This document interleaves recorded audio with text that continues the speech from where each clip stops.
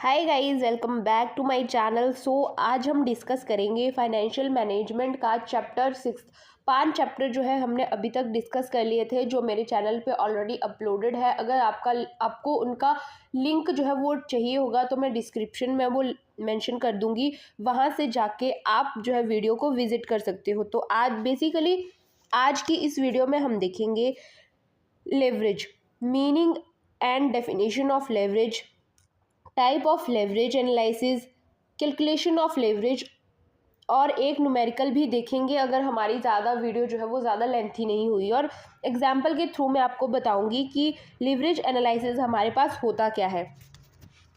Financial management के most important question मैंने अभी तक अपलोड नहीं करे हैं, वो मैं तब अपलोड करूँगी जब हमारे सारे चैप्टर फाइनेंशियल मैनेजमेंट के 12 चैप्टर जो है वो कंप्लीट हो जाएंगे। उसके बाद मैं आपके लिए एक वीडियो अपलोड करूँगी separately, most important question of financial management के जो भी हमारे पास मोस्ट इंपॉर्टेंट क्वेश्चन रहते हैं एग्जाम्स के बेस्ड पे, क्योंकि बहुत अभी किताब को आप पढ़ोगे तो वो बहुत ज़्यादा तो बड़ी है, बहुत सारे ज़्यादा उसमें क्वेश्चंस है, आप बहुत ज़्यादा कंफ्यूज हो जाओगे। बट अगर मैं आपको बताती हूँ क्वेश्चन मेन तो आपको थोड़ी हेल्प मिल जाएगी। जैसे कि मैंने लास्ट वीडियो में बिजनेस लॉ के इंपॉर्टेंट क्वेश्चन बताए थे। फर्स्ट मैंने बिजनेस लॉ के आपके साथ सारे जो चैप्टर है यूनिट वाइज वो शेयर करे, देन आपको उनके इंपॉर्टेंट क्वेश्चन भी बताए हैं। जैसे कि आपको अभी मेरी स्क्रीन पे एक टेबल शो हो रहा होगा, अभी तक मैंने ये तीनों सब्जेक्ट्स पे पूरी सीरीज जो है वो चैनल पे अपलोड करी है। फॉर एग्जांपल मैनेजमेंट अकाउंटिंग के जो भी हमारे पास 8-10 चैप्टर है वो मैंने सारे डिस्कस करे हैं। Then most important question of management accounting वो भी आपके साथ मैंने डिस्कस करे हुए हैं, जिनका लिंक मैं आपको डिस्क्रिप्शन में दे दूंगी।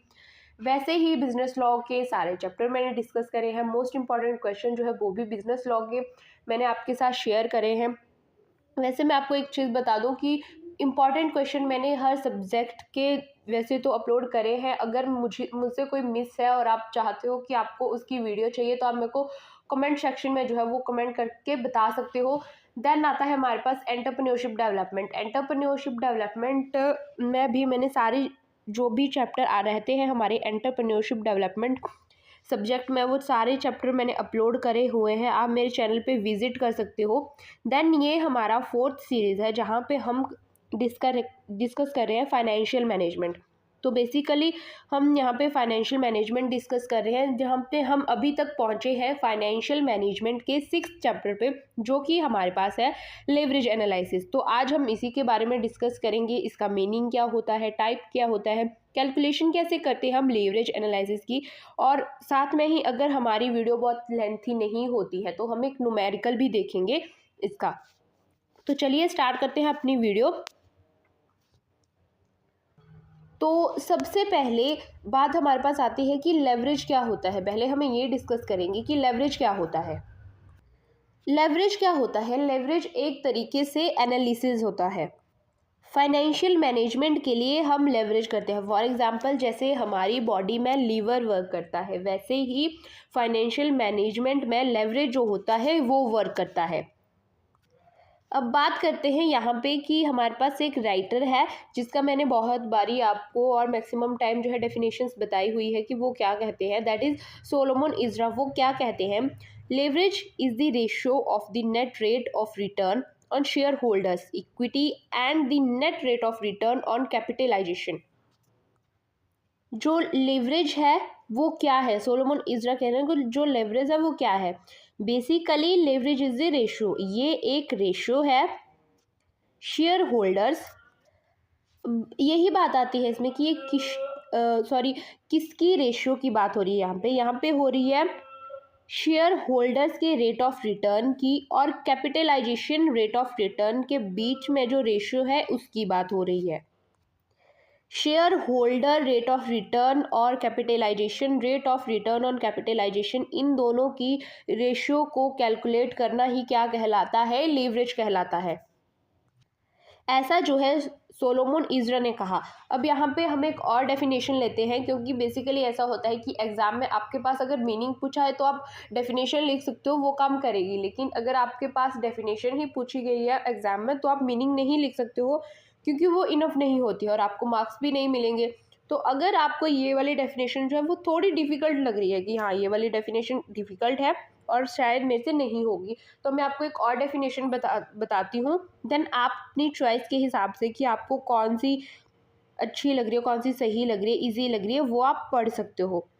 सेकेंड डेफिनेशन है हमारे पास, वो हमें किस राइटर ने दी है, बेस्टन और ब्रिगम की डेफिनेशन, जो कि हमने बहुत बार इस राइटर की डेफिनेशन हर चैप्टर में हमारे पास आई है, आपको पता भी है। जैसे कि अगर आप मेरी वीडियो देखते हो तो आपको पता होगा और आप इन दोनों राइटर्स को जानते भी होंगे, क्योंकि मैं हमेशा इनकी ही डेफिनेशन का एग्जाम्पल जो आपको देती हूँ, यही डेफिनेशन आपको बताती हूँ। तो इन्होंने क्या कहा है, वेस्टन और ब्रिगम ने क्या कहा है, in journal uses the leverage is defined as the total debt to total assets. तो बेस्टन और ब्रिगम ने क्या कहा है कि हमारे पास जो टोटल डेट होते हैं और जो टोटल एसेट्स होते हैं, उनको जो डिफाइन करता है उसे हम लेवरेज कहते हैं। लेवरेज टर्म है, इसे हम ऐसे ही डिवोट करते हैं, ऐसा बेस्टन और ब्रिगम ने कहा है। तो ये थी हमारे पास कि लेवरेज का मीनिंग क्या होता है, और दो डेफिनेशन जो कि मैंने अभी बताई आपको, और आपको इजीली समझ आ गई होगी कि लेवरेज होता क्या है। वैसे बेसिकली मैं आपको बताऊं तो मुझे सेकंड वाली डेफिनेशन बहुत इजी लगती है, और ये है भी बहुत सिंपल और लर्न करने में भी इजी रहती है। अब आप देखो आपको कौन सी अच्छी लगती है, आप वो अपने हिसाब से जो है वो पढ़ सकते हो। तो बेसिकली हमारे पास सबका सार निकाल के ये पता चलता है कि लेवरेज जो है वो रेशो है, एनालिसिस है कि हमारे पास क्या रेट ऑफ रिटर्न है। यहाँ पे फिक्स्ड कॉस्ट जो हमारे पास होती है और वेरिएबल कॉस्ट जो होती है, उन दोनों को मीटअप करने की बात है कि हमें इतना रिटर्न देना है कि जो दोनों कॉस्ट होती है वो मीटअप हो सके। ईपीएस पर इसका जो इफ़ेक्ट पड़ता है उसकी कैलकुलेशन लेवरेज के लिए होती है। तो अब हम देखेंगे कि हमारे पास जो लेवरेज होता है वो कितने टाइप्स का होता है, टाइप्स ऑफ लेवरेज। तो अब मैं आपको टाइप्स ऑफ लेवरेज बताऊं तो टाइप्स ऑफ लेवरेज जो हमारे पास होते हैं वो 3 टाइप्स के होते हैं। फर्स्ट हमारे पास आता है ऑपरेटिंग लेवरेज, सेकंड वन आता है हमारे पास financial leverage, and third one हमारे पास आता है कंबाइंड लेवरेज। अब बात आती है कि ऑपरेटिंग, फाइनेंशियल और कंबाइंड लेवरेज जो हमारे पास होता है वो क्या होता है। तो फर्स्ट आता है ऑपरेटिंग लेवरेज। यहाँ पे मैं आपको बेसिकली थोड़ा थोड़ा बताऊंगी, फिर हम इसको फाइनली डिस्कस करेंगे कि ब्रीफली कि क्या होता है ये। तो ऑपरेटिंग लेवरेज जो होता है उसमें हम कौन सी चीज़ों को कवर करते हैं, इट कवर्स फिक्स्ड कॉस्ट। ये कौन सी चीज़ों को कवर करता है, जो फिक्स्ड कॉस्ट होती है उसको ये कवर करता है।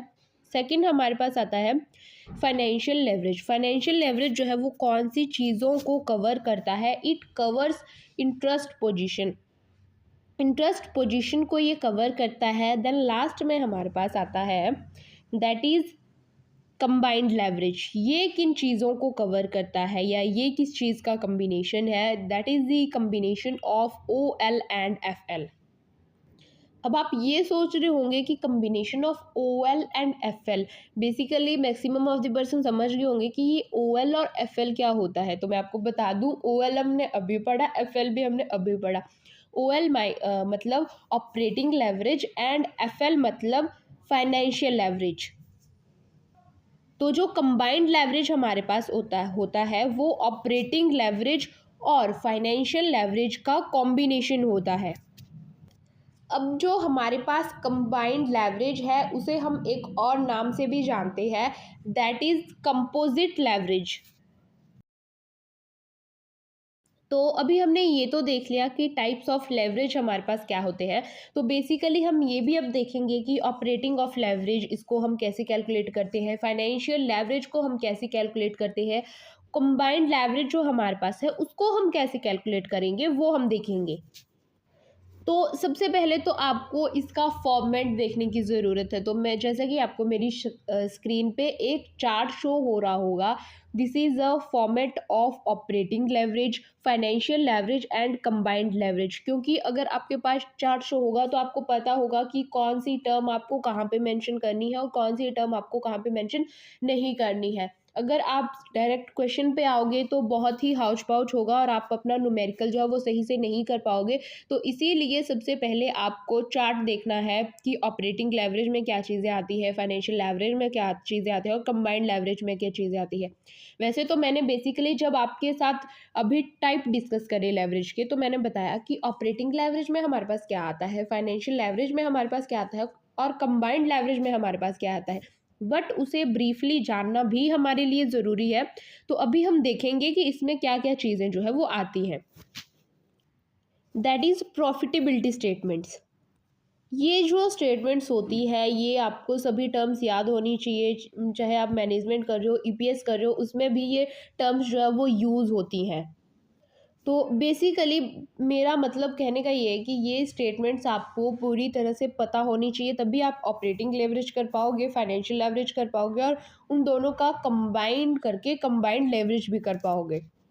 तो यहाँ पे हमारे पास सबसे पहले सबसे फर्स्ट पॉइंट है, दैट इज़ सेल्स। मतलब जो हमारे पास सेल्स है, जो रेवेन्यू है, उसे हम सेल्स पोर्शन में जो है वो टाइप करते हैं। तो मैंने सेल्स लिखा है, देन अभी हमारे पास कोई न्यूमेरिकल नहीं है, क्वेश्चन नहीं कर रहे, तो हम यहाँ पे 0 लिख रहे हैं। ओके, देन क्या करेंगे, हम लेस करेंगे वेरिएबल कॉस्ट को। अब जो हमारे पास सेल्स होती है उसमें से फर्स्ट हम माइनस करते हैं वेरिएबल कॉस्ट, देन हम उसमें से जो जब हमारे पास सेल्स से हम वेरिएबल कॉस्ट माइनस करते हैं तो हमारे पास जो चीज़ बचती है दैट इज़ कंट्रीब्यूशन। देन उसके बाद हमारे पास जो फिक्स्ड कॉस्ट होती है उसे हम माइनस करते हैं। फिक्स्ड कॉस्ट को जब भी हम माइनस करते हैं तो फिक्स्ड कॉस्ट से जब हम फिक्स्ड कॉस्ट को हम लेस करेंगे, तो फिक्स्ड कॉस्ट को जब भी हम लेस करते हैं तो उसके पास हमारे पास जो बचता है वो होता है operating profit and earning before interest and tax, EBIT। मतलब इंटरेस्ट और टैक्स की आइटम जो हमारे पास होती है उनको हटाने से पहले की टर्म्स हमारे पास ये है। अब हमारा जो वेरिएबल कॉस्ट था वो भी गया, वो भी लेस हमने किया। फिक्स्ड कॉस्ट था वो भी गया, वो भी लेस करा। अब बात आती है इंटरेस्ट पे, डिवेंचर होल्डर्स पे या किसी और चीज़ पे, जो भी आपका इंटरेस्ट है। तो इसमें इंटरेस्ट हम हटा देंगे। जब इंटरेस्ट हम हटा देंगे तो उससे जो माइनस होके चीज़ें हमारे पास बचती है वो आती है EBT। EBT मतलब अर्निंग बिफोर टैक्स। जैसे कि ऊपर हमारे पास था operating profit and earning before interest and tax. अब earning before interest and tax में से हमने इंटरेस्ट जो है वो लेस कर दिया, हटा दिया, तो हमारे पास बचता है EBT यानी कि अर्निंग बिफोर टैक्स जो हमारे पास रह जाता है। अब हम क्या करेंगे, ये जो हमारे पास अर्निंग है, अर्निंग बिफोर टैक्स, इसमें से इस अर्निंग में से हम टैक्स भी जो है वो लेस कर देंगे। लेस टैक्स जैसे मैं लिखा है, तो जब हमने टैक्स जो है वो अर्निंग में से माइनस कर दिया तो हमारे पास क्या रहता है, हमारे पास रहता है अर्निंग या फिर profit after tax. Profit after tax, profit after tax की हमने टैक्स जो है वो भी पे कर दिया, उसके बाद जो हमारे पास प्रॉफिट बचता है उसे हम बोलते हैं PAT, या फिर उसे आप अर्निंग भी बोल सकते हो या फिर PAT भी बोल सकते हो। PAT मतलब प्रॉफिट आफ्टर टैक्स। जो टैक्स पे करने के बाद हमारे पास बचता है उसे हम बोलते हैं प्रॉफिट आफ्टर टैक्स, PAT। तो ये जो हमारे पास PAT आता है ये हमारे सारे एक्सपेंसेस को कट ऑफ करने के बाद का प्रॉफिट जो है वो हमारे पास शो होता है। अब हम इसमें क्या माइनस करेंगे, अब हम इसमें माइनस करेंगे प्रेफरेंस शेयर। प्रेफरेंस शेयर अब हम इसमें माइनस करेंगे इफ़ एनी। अगर आपके पास जो है वो क्वेश्चन में प्रेफरेंस शेयर प्रेफरेंस डिविडेंड हम माइनस करेंगे। प्रेफरेंस डिविडेंड, इक्विटी डिविडेंड अगर दिया हुआ है आपके क्वेश्चन में, न्यूमेरिकल में मेंशन करा हुआ है, तो आप जो है वो उसको भी माइनस करोगे। देन उसके बाद हमारे पास जो बचता है उसे हम कहते हैं, बेसिकली अगर आप वहाँ पे प्रेफरेंस शेयर है तो आपको प्रेफरेंस डिविडेंड जो है वो माइनस करना पड़ेगा। प्रेफरेंस डिविडेंड जो है वो जब हम दे देते हैं, उसको लेस कर देते हैं, तो हमारे पास बचता है net earning for equity share holder. Equity share holders के लिए नेट अर्निंग जो है वो हमारे पास फिर रह जाती है। तो अब ये जो पूरा प्रॉफिट हमारे पास रहता है वो किसके लिए रहता है, वो प्रॉफिट हमारे पास रहता है हमारे जो इक्विटी शेयर होल्डर्स होते हैं उनके लिए, वो प्रॉफिट जो है वो रह जाता है।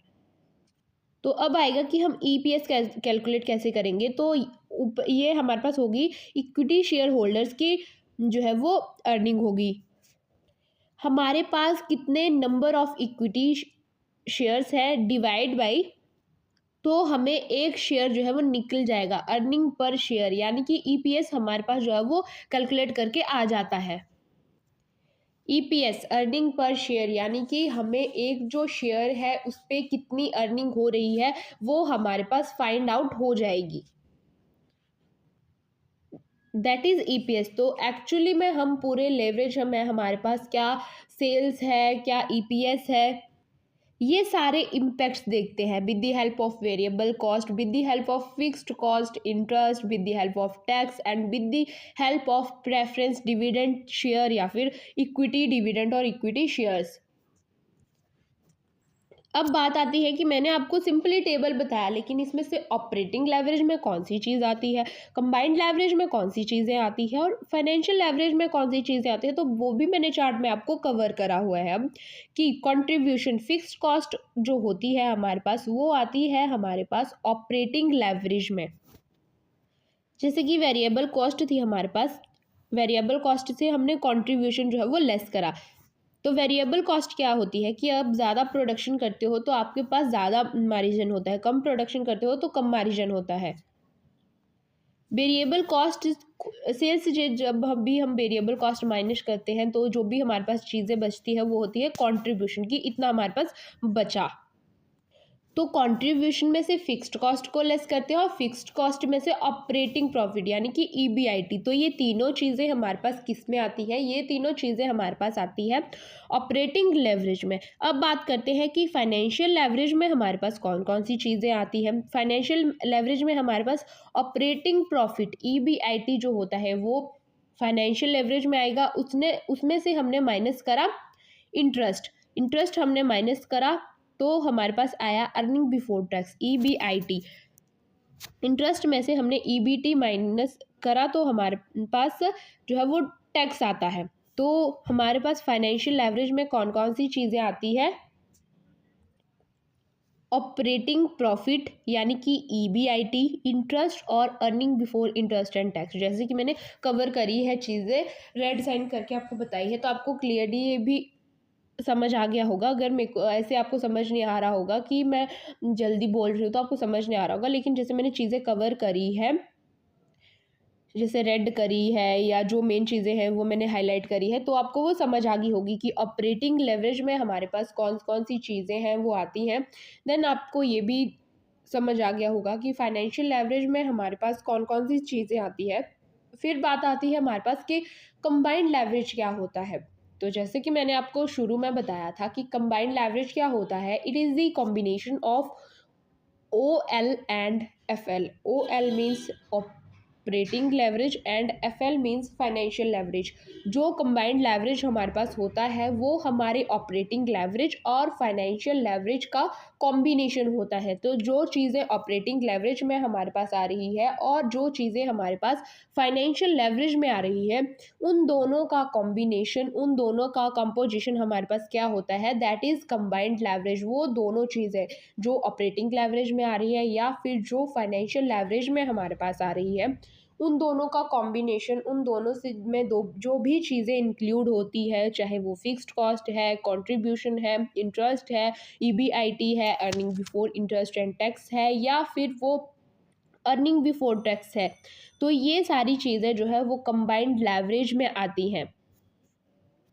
तो ये तो हमने देख लिया ऑपरेटिंग लेवरेज क्या होता है, फाइनेंशियल लेवरेज क्या होता है और कंबाइंड लेवरेज क्या होता है। तो यहाँ पे हम जो है फॉर्मूला भी देख लेते हैं कि ऑपरेटिंग लेवरेज का फॉर्मूला क्या होता है और फाइनेंशियल लेवरेज का फॉर्मूला हमारे पास क्या होता है। तो जैसे कि अभी आपको मेरी नेक्स्ट स्क्रीन शो हो रही है। So operating leverage, operating leverage first हम देखेंगे OL। ऑपरेटिंग लेवरेज का फॉर्मूला हमारे पास होता है operating leverage is equal to contribution upon EBIT. Contribution को डिवाइड हम करेंगे ईबीआईटी से, earning before interest and tax से, तो वो है हमारे पास operating leverage. Degree of OL, degree of OL मतलब operating leverage is equal to percentage change in EBIT. EBIT यानी कि earning before interest and tax, divided by percentage change in sales. उसके बाद हम फाइनेंशियल लेवरेज का भी formula देखते हैं जो हमारे पास है। Financial leverage is equal to EBIT upon EBT। EBIT मतलब earning before interest and tax divided by earning before tax. Degree of financial leverage is equal to percentage change in EPS divided by percentage change in EBT।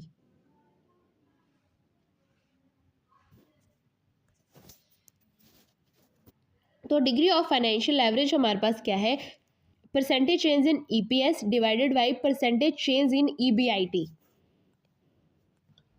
तो अब आपको ये भी समझ आ गया है कि जो हमारे पास चार्ट होता है ऑपरेटिंग लेवरेज, फाइनेंशियल लेवरेज और कंबाइंड लेवरेज में, उसमें कौन कौन सी चीज़ें हमारे पास आती है। साथ ही में हमने ये भी देख लिया कि ऑपरेटिंग लेवरेज का हमारे पास फॉर्मूला क्या होता है, कंट्रीब्यूशन डिवाइडेड बाई EPIT यानी कि earning before interest and tax. Then second हमारे पास है फाइनेंशियल लेवरेज जिसका फॉर्मूला हमारे पास है EBIT divided by EBT। EBIT same means earning before interest and tax and divided by earning before tax। अब थर्ड हमारे पास आता है कंबाइंड लेवरेज। तो कंबाइंड लेवरेज भी हम देख लेते हैं। अब कंबाइंड लेवरेज होता है OL into FL। OL into FL यानी कि operating leverage operating leverage multiply by FL financial leverage, या हम इसे ऐसे भी लिख सकते हैं contribution upon EBT। Contribution upon EBT मतलब contribution then divided by EBT earning before tax. Then हमारे पास है degree of combined leverage that is. अब यहाँ पे हमारे पास ये क्वेश्चन आता है कि अगर कंबाइंड लेवरेज में आप जो है वो OL और FL तभी जो है वो कैलकुलेट कर सकते हो अगर आपने क्वेश्चन पूरी तरह से करा है। अगर आपको डायरेक्ट कंबाइंड लेवरेज जो है वो कैलकुलेट करना है तो आप कंट्रीब्यूशन अपॉन EBT का फॉर्मूला जो है वो यूज़ कर सकते हो। अब आप ये भी सोच रहे हो कि EBIT कैसे, कंट्रीब्यूशन डिवाइडेड बाई EBIT यहाँ पे डायरेक्ट कैसे आ गया।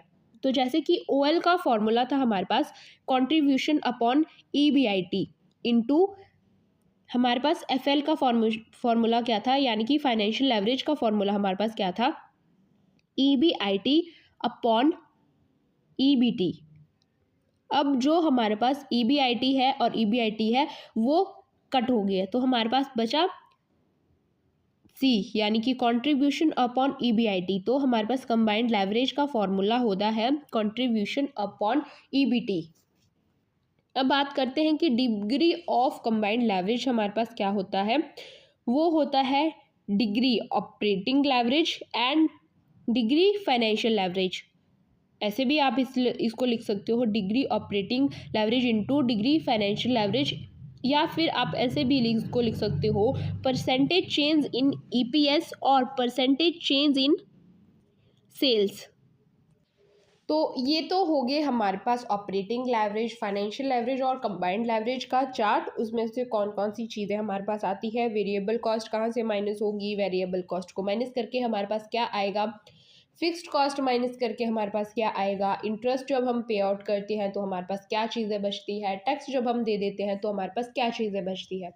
देन फार्मूला कंबाइंड लेवरेज का हमारे पास क्या फार्मूला है, उसको हम कैसे कैलकुलेट करेंगे अपने क्वेश्चन में जब भी हम न्यूमेरिकल कर रहे हैं, या फिर फाइनेंशियल लेवरेज का क्या फार्मूला है, फाइनेंशियल लेवरेज को हम कैसे कैलकुलेट करेंगे जब हम कोई क्वेश्चन कर रहे हैं, न्यूमेरिकल कर रहे हैं, या फिर हमारे पास आता है last one operating leverage. Operating leverage जो है हम कैसे कैलकुलेट करेंगे, कैसे कौन सा फॉर्मूला उसमें यूज़ करेंगे अगर हमारे से क्वेश्चन ऐसा पूछा गया है एग्जाम्स में, या फिर हमारे पास ऐसा न्यूमेरिकल आता है। तो आप इजीली अब आप कर सकते हो कि आपको ये भी पता है इनका फॉर्मूला क्या है, फिक्स्ड कॉस्ट कहाँ से माइनस होगी, फिक्स्ड कॉस्ट को माइनस करके हमारे पास क्या आता है, EBIT आता है। देन EBIT से इंटरेस्ट को हम माइनस करते हैं तो इंटरेस्ट हट गया तो EBT बचा। तो वो सारी चीज़ें अभी आपके माइंड में क्लियर आउट हो गई है। तो आपको क्या होगा कि जब आपके पास फॉर्मेट क्लियर आउट होता है, फॉर्मूलाज क्लियर आउट होते हैं आपके माइंड में, तो न्यूमेरिकल करने में आपको और भी ज़्यादा ईजीनेस हो जाती है, कोई भी डिफ़िकल्टी नहीं आती है। ना जैसे कि मैंने आपको स्टार्टिंग में बताया था कि इस वीडियो में हम क्या क्या डिस्कस करने वाले हैं। तो फाइनेंशियल लीवरेज क्या होता है वो हमने देख लिया, उसके टाइप्स क्या होते हैं वो भी हमने डिस्कस कर लिया, कैलकुलेशन कैसे होती है फाइनेंशियल लीवरेज की वो भी हमने डिस्कस कर लिया। तो अब हम देखेंगे कि इसका जो न्यूमेरिकल होता है, अगर फाइनेंशियल लीवरेज का आपके पास कोई न्यूमेरिकल आ रहा है तो उसको आप कैसे करोगे।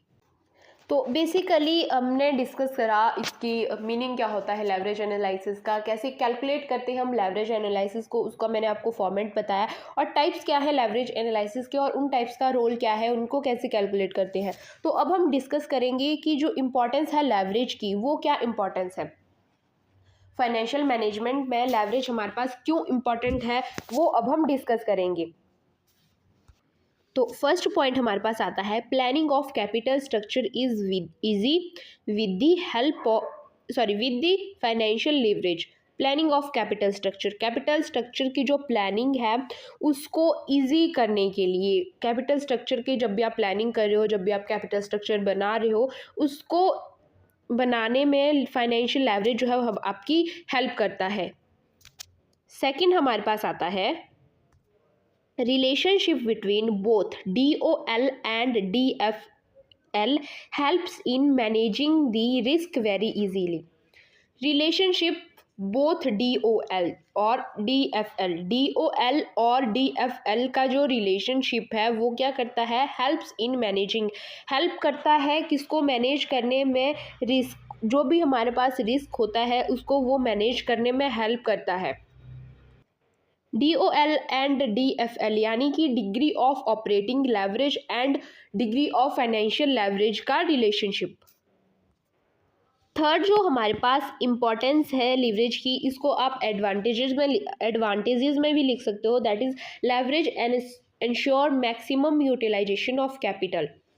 लेवरेज क्या करता है, इंश्योर करता है मैक्सिमम यूटिलाइजेशन ऑफ कैपिटल, की मैक्सिमम यूटिलाइजेशन कैपिटल हो।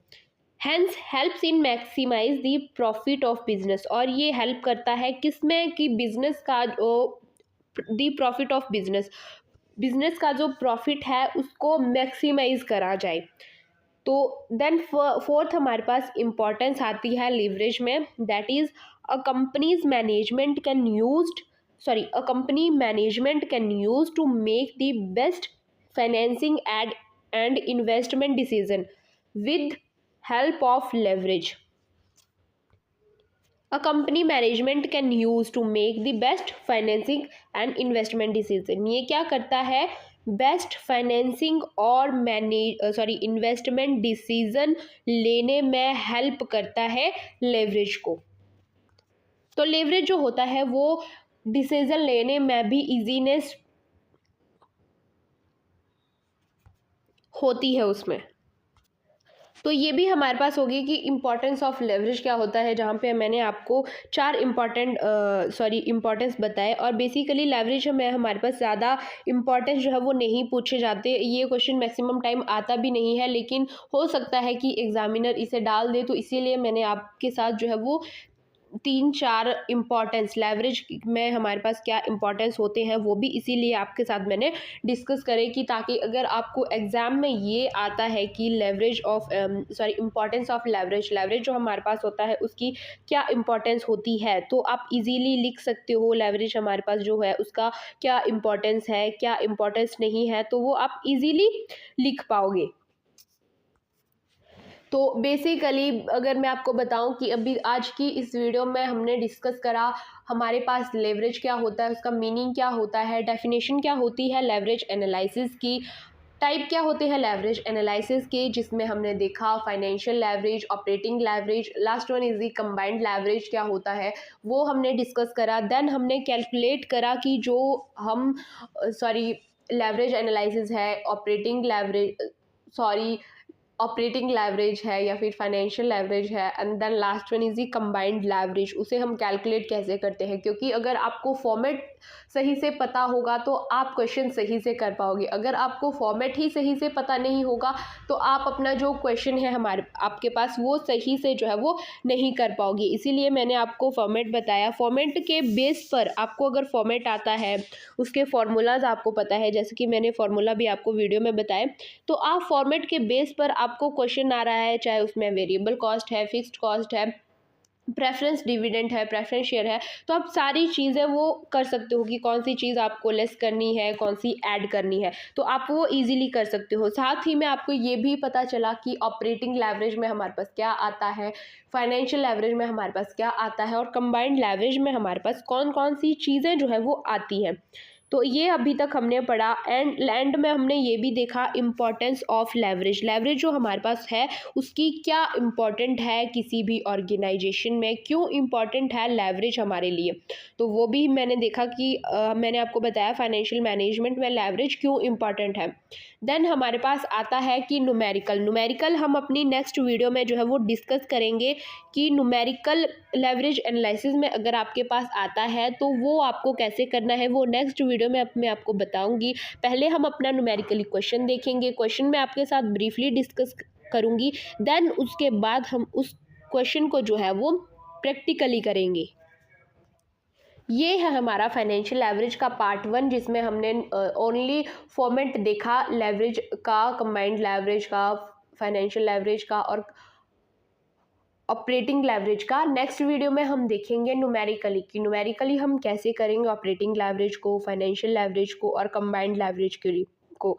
तब तक के लिए जो लिंक मैं आपको डिस्क्रिप्शन में दूंगी आप उनको विजिट कर सकते हो। अगर आपको कोई और भी सेपरेटली वीडियो चाहिए जो मैंने अभी तक डिस्कस नहीं करी है तो आप मुझे कमेंट सेक्शन में बता सकते हो, मैं सेपरेटली उसके अकॉर्डिंग जो है वीडियो बना दूंगी। अगर बेसिकली होता है कि मैं लॉन्ग वीडियो अपलोड नहीं कर पा रही हूँ तो अब मैं आपके लिए एक शॉर्ट वीडियो क्रिएट कर दूंगी ताकि आपको उस टॉपिक से रिलेटेड कुछ आइडिया ही लग जाए।